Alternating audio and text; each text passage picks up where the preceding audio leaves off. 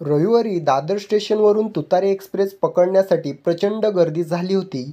या गर्दीमध्ये कोणत्याही प्रकारची दुर्घटना घडू नये म्हणून पोलीस देखील तिथे गस्त घालत होते. याच गर्दीमध्ये 2 आरोपी व्यक्ती देखील होते व त्यांच्याकडे मोठी लाल रंगाची ट्रॉली बॅग होती. प्लॅटफॉर्मवर चालत असताना त्यांनी ती बॅग चाकांच्या आधारे ओढत आणली होती.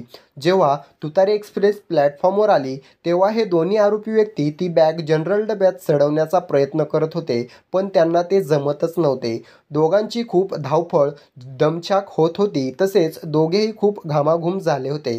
घामाने पूर्णतः भिजलेले अंग पाहून तेथील इतर प्रवाशांना त्यांच्यावर संशय येत होता. दरम्यान तेथे उपस्थित असलेले रेल्वे सुरक्षा दलाचे जवान संतोष कुमार यादव व पोलीस अंमलदार माधव केंद्रे यांना देखील त्यांच्यावर संशय आल्यामुळे त्या दोघांनी त्या 2 व्यक्तींना त्या गर्दीतून बाजूला घेतले.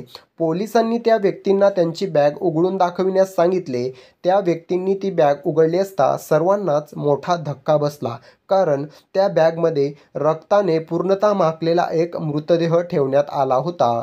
मृतदेहाच्या डोक्यावर असंख्य वार करण्यात आले होते. पोलिसांनी लगेच बॅगेसकट त्या 2 व्यक्तींना ताब्यात घेऊन पुढील तपास सुरू केला.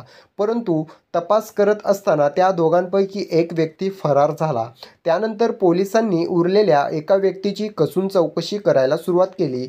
पोलिसांनी त्याला बरेच प्रश्न विचारले, परंतु त्याच्याकडून कोणत्याही प्रकारचा प्रतिसाद मिळत नव्हता. पोलिसांना प्रचंड चीड भरली होती, कारण विचारलेल्या कोणत्याच प्रश्नाचे उत्तर त्या व्यक्तीकडून त्यांना मिळत नव्हते. परंतु थोड्या वेळाने त्यांच्या लक्षात आले की ती व्यक्ती मूकबधीर आहे. पोलिसांनी लगेच साइन लँग्वेज एक्सपर्ट म्हणजेच इशाऱ्यांची भाषा समजणाऱ्या व बोलता येणाऱ्या तज्ज्ञांना बोलावले.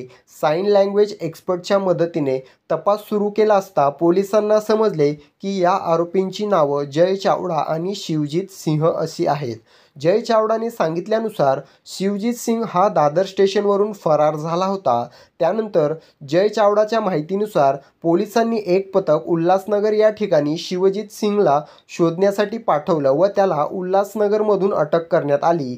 त्यानंतर साइन लँग्वेज एक्सपर्टच्या मदतीने या दोघांची कसून चौकशी करण्यात आली. तपासादरम्यान बॅगमध्ये जो मृतदेह होता त्याचे नाव समोर आले, ते म्हणजे अरशद अली साजिद शेख.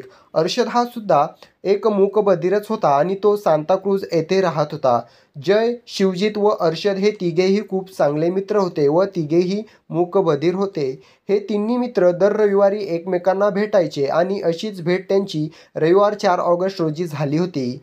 त्यांची 4 ऑगस्टची भेट मस्जिद बंदर माझगाव दरम्यानच्या पायधुनी या ठिकाणी झाली होती. या तिघांनीही त्या दिवशी मद्यप्राशन केले होते. त्यानंतर त्या तिघांमध्ये तिथे क्षुल्लक वाद झाला होता आणि वादाचे कारण होते एक मुलगी. होय, जय, शिवजीत व हे एकाच मुलीला लाईक करायचे व ती मुलगी अरशदची पत्नी असल्याचे समोर आले आहे. याच कारणावरून शिवजीत आणि जयने एक मोठा हातोडा अरशदच्या डोक्यात घालून त्याची हत्या केली आणि अशा प्रकारे या हत्येचा उलगडा झाला. परंतु एक प्रश्न पोलिसांना अजूनही सतावत होता, तो म्हणजे शिवजीत व जय हे दोघे ती बॅग घेऊन तुतारी एक्सप्रेस पकडून कुठे जाणार होते. या प्रश्नावर जय आणि शिवजीतने उत्तर दिले की आम्ही या मृतदेहाची विल्हेवाट लावण्यासाठी कोकणात जात होतो. एकतर आम्ही कोकणात जंगलामध्ये हा मृतदेह फेकून दिला असता किंवा रस्त्यामध्ये ट्रेनमधून ही बॅग कुठेतरी फेकली असती.